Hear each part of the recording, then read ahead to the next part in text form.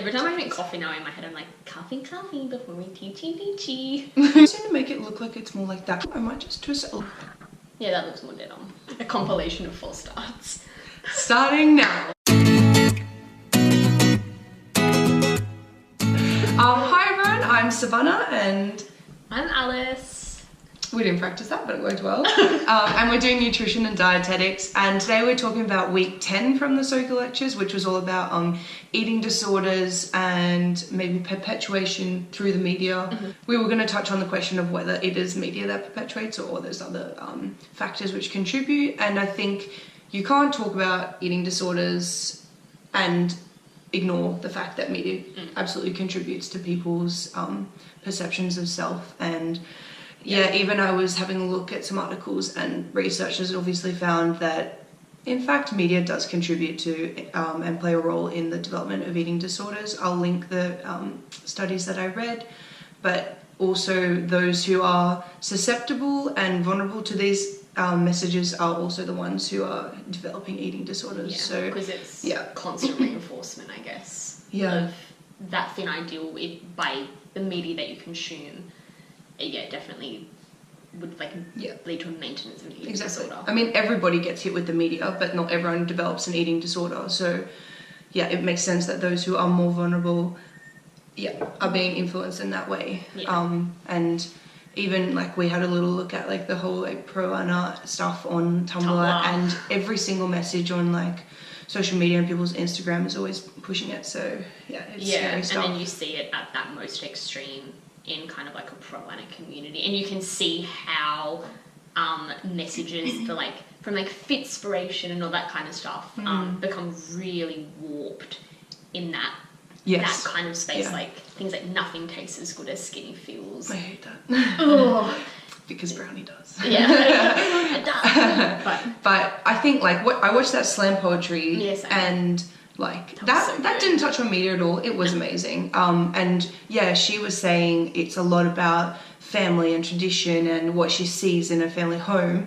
And so I think your perception as well is so shaped by who you're really close with, your family, close friends, people you're associated with. Yeah, I think because they probably hold more influence over your behaviour than television does. I think media is definitely more a reinforcing mechanism, but it's probably not what's triggering an onset of an eating disorder. My old housemate is a nurse, and she used to work at the eating disorder clinic in the North Shore. Wow. And so her job would be to take the girls down and feed them, and part of her job was to teach these girls that you don't have to be afraid of food. So she would have to eat the food. And guys. Girls and guys. Yeah, but girls and guys. A lot more common for girls. The entire ward she was on, I think they just kept it as girls only. Oh, okay. Yeah.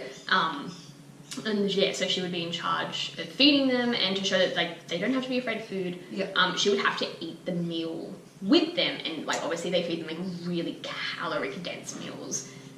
Wow. Yeah, so she'd have to sit there and eat the whole meal, and she said girls would start crying, and it would set all of them off, and they would grow their nails to try and hide food. Wow. But she said the fact that she was made to eat this meal, she said it always made her feel really sick. Yeah. Because it was so much food. Yeah. And then seeing how distressed these girls became started making her feel really strange about food. Right. And that was kind of why she ended up having to quit, because she was I could feel myself starting to fixate on food as well. Crazy. Being in an environment where everyone was fixated on it. Yeah. Wow. That is really confronting. I think the thing about eating disorders as well is that it's so hush-hush in society, and it's not really talked about. It's people know what it is, but then other than that, it's not really common that we'll go really deeply into what it looks like and how people feel and how to talk to people who have it, and and be really open. It's almost like a social taboo. And there was a Netflix movie that came out recently called To the Bone, which I haven't watched, but I've read and heard quite a lot about it. There was a lot of media about it when it came out. Because it was both it was very raw and real from an eating disorder perspective, of this following the story of this girl who develops it and struggles with it and goes into rehab and stuff. But then it got a lot of criticism for being too real and like instead of just raising awareness, it was more like very dangerous and for people struggling, but it like even teaches people how to be anorexic in a way. And so I think that was interesting, like that reaction from the public. And obviously you're dealing with a really difficult topic that I think it should be in movies and in TV shows to open up conversation and show people what it can look like and how devastating it can be. And so I think it's fair to have a health warning, but also it shouldn't have got so much like negative press about it. Yeah, because it wasn't glorifying eating disorders, but it was very apparent that is exactly what was going on. And like I think it did show, like there was that I think it's in the trailer when she can put all the calories in her food, and they're like, oh my god, like that's amazing that you know all of that. And it's kind of like that alarm bell should be that should be confronting. If someone you know can tell you the calories in every single part of the meal that they're eating. Yeah, exactly. We study dietetics. I couldn't tell you the energy that's in anything. Is coffee a carb? Like, I don't know. Anyway, we'll wrap it up at that. It was a really interesting week. I enjoyed these lectures.